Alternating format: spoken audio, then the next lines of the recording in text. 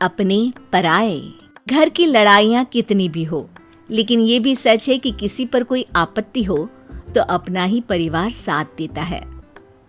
भैया, मेरे पीछे पुलिस लगी है, प्लीज मुझे बचा लो। रवि और राज दो भाई, लेकिन दोनों में कभी नहीं पटी। अरे क्या हुआ छोटे, क्या कर दिया तूने? अरे कुछ नहीं भैया, मेरा दोस्त है ना राजू, वो मुझे लेकर बैंक गया था। मुझे नहीं पता भैया कि वो वहाँ बैंक लूटने जा रहा है। मैं उसके साथ बैंक में घुसते ही सीसीटीवी कैमरे में दिख गया हूँ। अब पुलिस मुझे ढूंढ रही है भैया, मुझे बचा लो।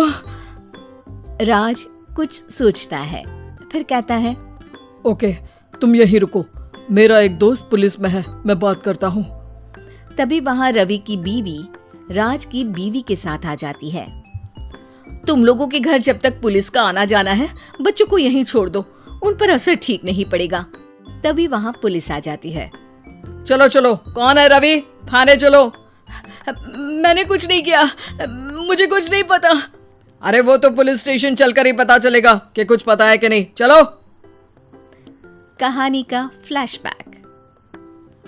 भैया, मुझे मेरे मकान में हक चाहिए ही चाहिए। अरे लेकिन छोटे, अभी मेरे बच्चों पर काफी खर्चा है, तेरी भाभी की भी तबीयत ठीक नहीं रहती, बजट बिल्कुल नहीं है कि मैं अलग होकर रहूं। देख लो भैया, 1 महीना है तुम्हारे पास, जल्दी से घर खाली कर दो। अरे कैसी बात कर रहे हैं भैया, मेरे शरीर में अभी इतनी हिम्मत भी नहीं कि घर को खाली करे। तो क्यों अपना पोषण बेचा भाभी? अरे तुम तो जानती हो, पिताजी की बीमारी के कारण उन्हें हमारी जरूरत थी, कैसे आते पैसे। ससुर जी तो बूढ़े थे भाभी, उनकी बीमारी में भी पैसे लगाना कौन सा अकल का काम था। तो क्या पिताजी को मैं मरने के लिए छोड़ देता? अरे रवि, तू तो समझ, पापा को हमारी जरूरत थी, उन्होंने हमारे लिए हर वो काम किया जिससे हमें खुशी मिले। बैक टू रवि, जो जेल में बैठा है।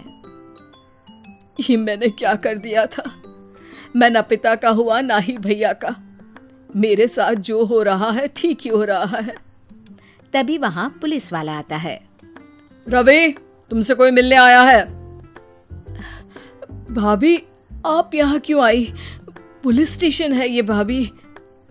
भैया, आपकी जगह मेरा भाई होता तो क्या मैं नहीं आती? अच्छा, ये खाना ले लीजिए, खा लीजिएगा।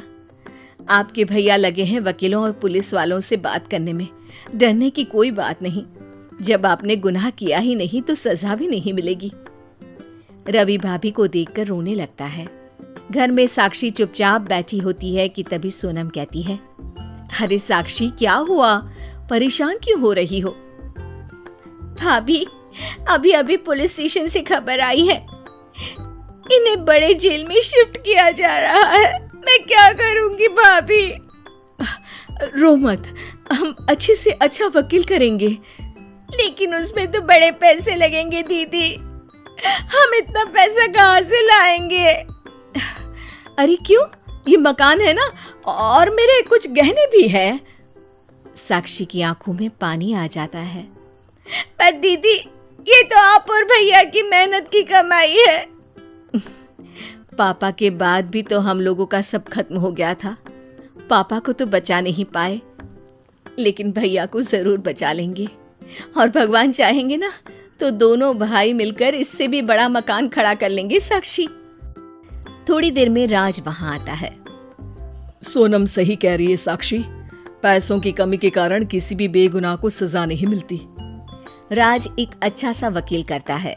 सोनम और साक्षी बचाए पैसे और अपने गहनों को बेचकर रवि का केस लड़ते हैं और जल्द ही रवि जेल से बाहर आ जाता है। रवि राज को गले लगाकर कहता है, भैया मुझे माफ कर दो, मुझे साक्षी ने सब कुछ बताया है। भैया, आपने मुझ पर विश्वास किया, मेरे लिए दिन रात मेहनत की, भाभी ने अपने गहने तक बेच दिए। भैया, आपने तो पापा के लिए भी पैसे नहीं देखे, लेकिन मैं बहुत ही सेल्फिश निकला। भैया, एक आखिरी बार मुझे माफ कर दो, मैं शर्मिंदा हूँ। अरे भाई, अपने तो अपने ही होते हैं, पापा ने हमारे लिए क्या नहीं किया ये तुम्हें बताने की जरूरत नहीं है मुझे, और फिर तू तो मेरा भाई है। पैसे से बढ़कर रिश्ते होते हैं भाई।